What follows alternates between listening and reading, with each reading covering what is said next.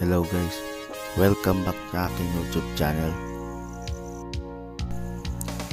Topic pala sa video na to is bumili kasi ako ng 12 volts light. Tapos bumili rin ako ng 12 volts female socket. Ganito siya guys. So pinili ko yung may takip para rainproof siya. Hindi siya makapasukan ng tubig. Tsaka dust proof na rin siya. So dito hininang ko na yung positive and negative sa wire para madali na lang kapag nakabutas na yung enclosure. As you can see, may butas yung enclosure ko kasi binutasan ko na siya ng panghinang mismo. Yung soldering iron. At ito, hindi ko na pinakita kung paano siya isuksok. Basta, ayan, andyan siya, nilagay ko dun sa may butas.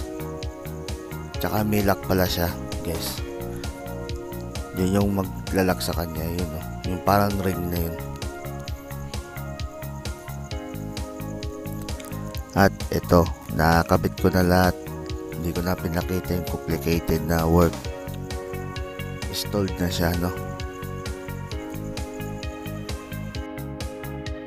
Medyo magulo yung pagkakagawa ko rito.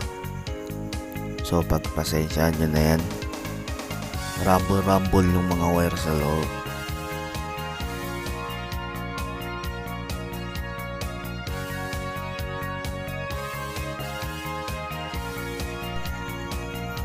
Ito, nandito nag-pop up sa left side ng screen. Diyan ko binili yung 12 volts na ilaw. Yung pang motor to eh. Pwede rin naman sa sakyan. Pero pinili ko siya as source of light, no? Dun sa power station ko na DIY. Yan. Para meron akong ilaw sa gabi kapag naglalakad-lakad ako. Na kapag madilim yung kalsada. Next naman is yung 12 volt socket, no? Yan dyan din sa left side. Yan, dyan ko siya binili guys. Mura-mura lang naman dito sa Shopee. Basta matchepuan nyo lang yung mga yung sales nila. Tsaka double check nyo yung mga ratings. Kailangan natin ito. Lalo na yung mga date na kung kailan. Kung 2023 ganyan. 2020 pa. Check nyo na rin yung mga ratings bago kayo bumili.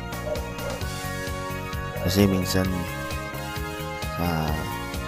sa ratings minsan wala yan eh. Minsan mga negative ratings. Doon tayo sa mga puro positive na ratings. Yan, para ganito rin yung makuha nyo. Good na good. Ito naman na tinesting ko siya sa labas habang umuulan. So umuulan-ulan to.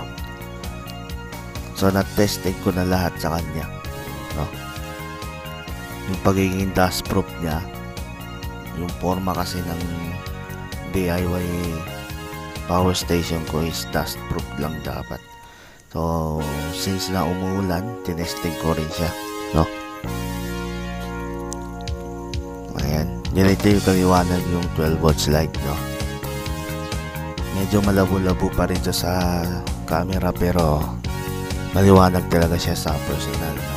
Within 5 meters layo. Pero para sa akin, okay na yung ganitong klaseng liwanag ng ilaw. Hindi naman importante ng pakaliwanag kasi baka makasilaw pa tayo ng ibang mata, yung ibang tao. Ayan. Ito naman yung sinubukan ko sa pinakamali na parte ng binabantayan ko. Ang resulta is ganun talaga, maliwanag siya.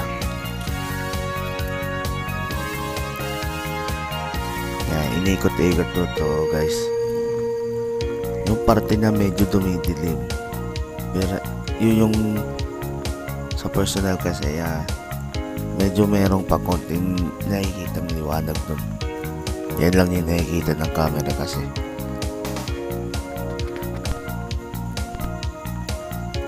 Saka sulit na sulit yung pagpili ng 12 volts light.